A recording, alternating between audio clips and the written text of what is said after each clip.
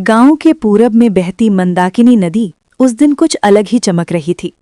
जनवरी की हल्की ठंड में सूरज की किरणें जब पानी पर पड़ती तो लगता जैसे नदी ने सुनहरी साड़ी पहन ली हो। आज मकर संक्रांति थी, वो दिन जब सूरज दक्षिणायन से उत्तरायण की यात्रा शुरू करता है, जब ठंड धीरे धीरे विदा लेने लगती है और उम्मीदें फिर से अंकुरित होने लगती हैं। गांव का नाम था देवपुर। छोटा सा गांव, लेकिन परंपराओं में समृद्ध। हर साल मकर संक्रांति यहाँ केवल एक पर्व नहीं बल्कि पूरे गांव का उत्सव होती थी। लोग कहते थे, आज के दिन जो दिया जाए वो 100 गुना होकर लौटता है। अम्मा की रसोई और तिल की खुशबू। सुबह सुबह ही राघव की नींद खुल गई। आंगन में अम्मा चूल्हे पर तिल और गुड़ भून रही थी। पूरे घर में मीठी खुशबू फैल गई थी। उठ गया क्या? अम्मा ने मुस्कुराकर पूछा। आज देर तक मत सोना, सूरज देव को अर्घ्य देना है। राघव ने करवट बदलते हुए कहा। अम्मा, हर साल वही पूजा, वही खिचड़ी, वही दान, इसमें नया क्या है? अम्मा ने तवे से तिल उतारते हुए गहरी आवाज में कहा, बेटा, परंपराएं दोहराव नहीं होती, वे याद दिलाने आती हैं कि हम कौन हैं। राघव चुप हो गया। शहर से पढ़ाई करके लौटा था। उसके भीतर सवाल बहुत थे। रीति रिवाज, दान पुण्य, सूर्य पूजा, उसे सब कुछ पुराने जमाने का लगता था। पतंगों का आसमान और टूटा रिश्ता। गांव के बच्चे छतों पर चढ़ चुके थे। रंग बिरंगी पतंगों से आसमान भर गया था। वो काटा की आवाजें चारों ओर गूंज रही थीं। राघव भी छत पर गया। तभी उसकी नज़र सामने वाली छत पर खड़ी नंदिनी पर पड़ी। वही नंदिनी जो कभी उसकी सबसे अच्छी दोस्त हुआ करती थी।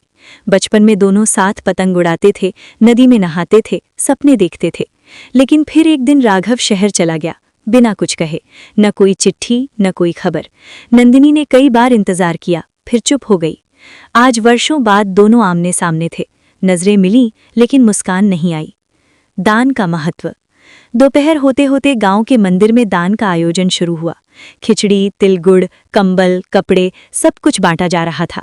गांव के बुजुर्ग, बच्चे, साधु सब इकट्ठा थे। अम्मा ने राघव को बुलाया। चलो, आज तुम्हें दान करवाना है। राघव ने झिझकते हुए कहा, अम्मा, मैं तो बस देखने आया था। तभी उसकी नज़र एक बूढ़े आदमी पर पड़ी। फटे कपड़े, कांपते हाथ, लेकिन आंखों में अजीब सी शांति। वो चुपचाप एक कोने में बैठा था। राघव जाने क्यों उसकी ओर खिंचता चला गया। बाबा, कुछ चाहिए? उसने पूछा।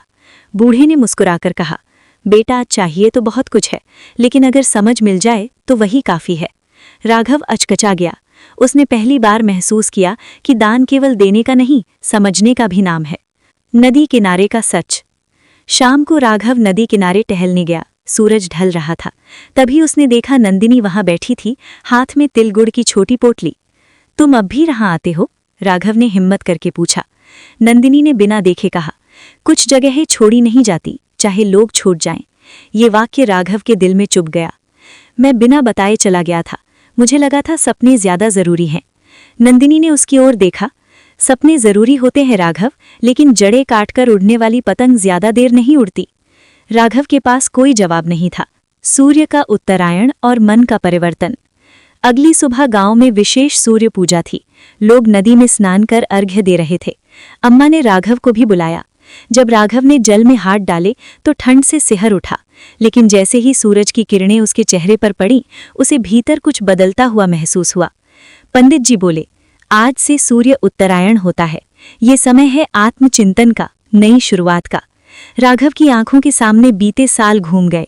भागना, अकेलापन, खोया हुआ अपनापन। उसने उसी क्षण निर्णय लिया, नई शुरुआत। पूजा के बाद राघव सीधे नंदिनी के घर गया। हाथ में तिलगुड़ और एक छोटी सी पतंग थी। मैं जानता हूं देर हो चुकी है, लेकिन अगर मकर संक्रांति नई दिशा दे सकती है तो क्या हम भी कोशिश कर सकते हैं? नंदिनी ने पतंग को देखा, फिर राघव को। उसकी आंखों में नमी थी, लेकिन होठों पर हल्की मुस्कान। उत्तरायण हमेशा ऊपर की ओर ले जाता है, लेकिन साथ उड़ना हो तो डोर मजबूत होनी चाहिए। देवपुर का उत्सव। उस दिन गांव में सामूहिक भोज हुआ। खिचड़ी की खुशबू, ढोलक की थाप, बच्चों की हंसी, सब कुछ जैसे जीवन का उत्सव बन गया था। राघव ने अम्मा के चरण छुए। अम्मा, आज समझ आया, परंपराएं हमें पीछे नहीं, भीतर ले जाती हैं। अम्मा की आंखों में आंसू थे। यही तो मकर संक्रांति है बेटा, सूरज का नहीं, मन का उत्तरायण। आसमान में एक पतंग सबसे ऊंची उड़ रही थी। उसकी डोर 2 हाथों में बटी थी और हवा अनुकूल थी।